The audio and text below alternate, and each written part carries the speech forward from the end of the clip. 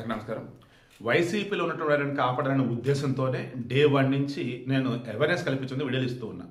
నన్ను తిడుతున్నా, కేసులు అంటూ భయపెడుతున్నా ఒకటే చెప్పా.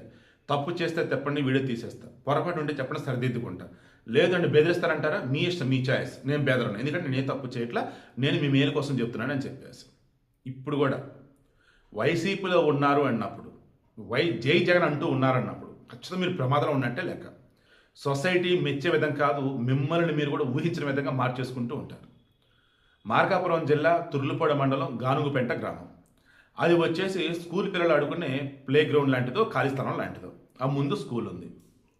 ఆ ఖాళీ స్థలంలో ఒక అతను వాళ్ళ నాన్నని పుడిచిపెట్టబోతున్నాడు. చనిపోయాడు వాళ్ళ నాన్న. ఇతను ఎవరంటే వైసీపీ నాయకుడు కిరణ్.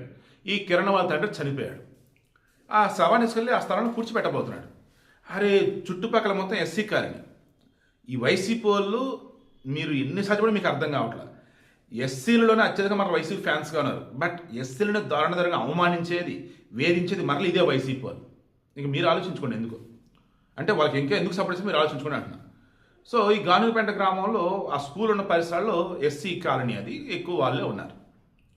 అక్కడ స్కూల్ పిల్లలు స్కూల్లో చదువుకోవడం, తర్వాత ఆడుకోవడం ఉన్నప్పుడు ఖాళీ స్థలం ఉంది, అందరూ ఆడుకుంటున్నారు. నేను క్రాస్ చెక్ చేసిన దాని ప్రకారం రామాంజనేయ రెడ్డి పంచాయతీ అధికారి అతనికి వెళ్ళి మొత్తం కంప్లైంట్ ఇచ్చారు.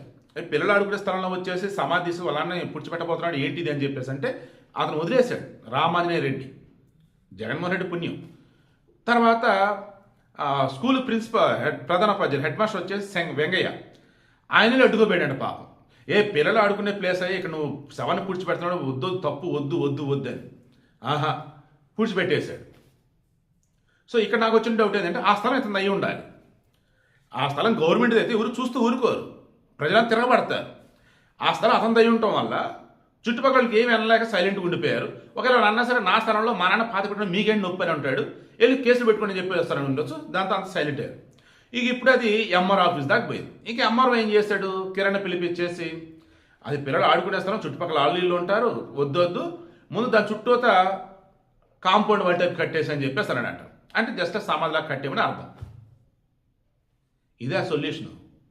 ఆ స్థలం కనుక గవర్నమెంట్ది కనుక అయినట్టయితే ఇమీడియట్ అక్కడ ఉన్న శవాన్ని తీసి ఊర్లో ఉన్న శ్మశాన వాటికలో పూడ్చిపెట్టాలి. అంటే ఇతని మీద జైలు శిక్ష, ఇతను కేసు వేసి ముందు లోపలేయాలి. భయభ్రాంతులకు గురిచేయటం కాదా అది?